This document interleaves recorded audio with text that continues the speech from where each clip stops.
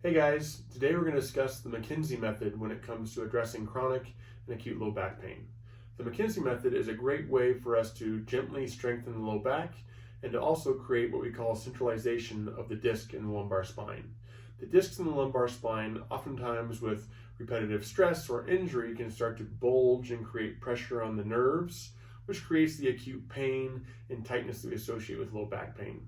So aside from also the strengthening, we also want to bring that disc back in towards the center of the spinal column.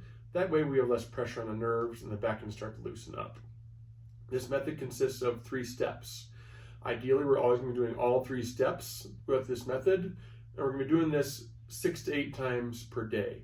However, many times in a case of acute low back pain, we may only be able to do step 1 at first because step 2 creates a little bit too much discomfort. So if we need to, we'll start with step 1 and we'll do just step 1 6 to 8 times per day. Once we feel comfortable, we'll progress into step 2. And once we're comfortable with that, we'll progress into step 3. So everyone's different when it comes to how this method is performed. But let's start with step 1. So for step 1 for the Mckenzie method, all you're going to do is simply lie on your stomach. So David, go ahead and lie on your stomach for me. You're going to be doing this on the floor most likely. So you're going to have your arms bent underneath you and you have your head turned to one side. Part of the key to Mckenzie method is you're creating extension in the low back. So you want to see that sagging of the low back. What this does is creates reduced pressure in the lumbar spine. A lot of us sit all day, or a lot of us are bent over oftentimes when it comes to repetitive stress or driving a car. We're more a forward position. And what this does is it creates a lot of loading in the low back. So we want to unload that low back through this first movement.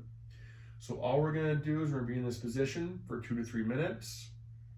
You're going to take some nice, deep, easy breaths. The key is to try to relax this low back as much as possible.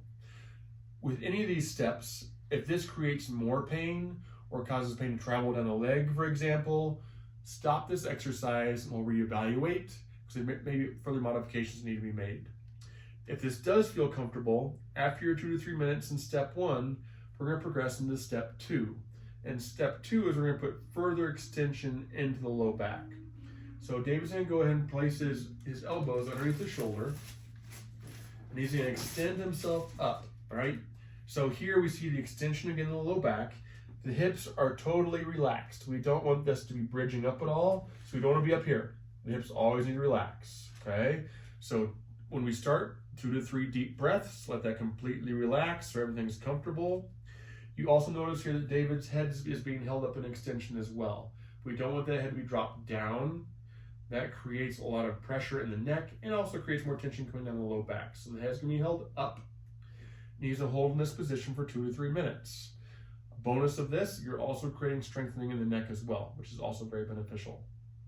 Now, if this is comfortable, like we said, we're going to move into step 3. And for step 3, he's going to place his hands under his shoulders, so slide those hands back. And in this position, he's going to relax the hips. And he's going to extend up here. And he's going to hold this for 1 to 2 seconds. Now for here, we're going to, one key again, relax the hips. The hips need to be on the table, all right? If the hips are up, that's too much stress. So come down and then come all the way down for me, David. So he's going to hold that for that 1 to 2 seconds. And then he's going to drop down, and he's going to come up again and hold for a 2 count for me, and then come back down, David. All right.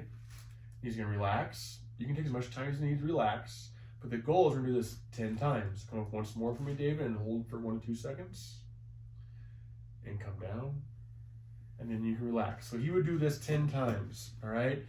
Again, very, very important that you relax this low back. All right, I don't want you holding excessive tension when you're doing this.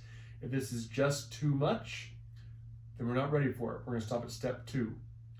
As we're starting to do this exercise, we want to see the pain start to centralize.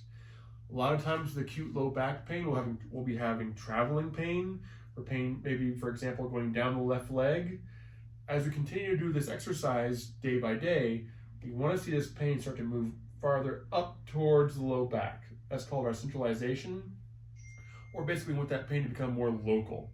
That's a sign of healing, a sign of progress, which is obviously what we want, and eventually the pain should start to completely dissipate. But if we're not getting that sensation, if we're not getting any change in pain, again, then talk to me and we'll reassess. But this is the Mckenzie method. Again, we're going to attempt to do steps 1 through 3 whenever we're ready. We're going to do this 6 to 8 times a day, and always contact us if you have any questions.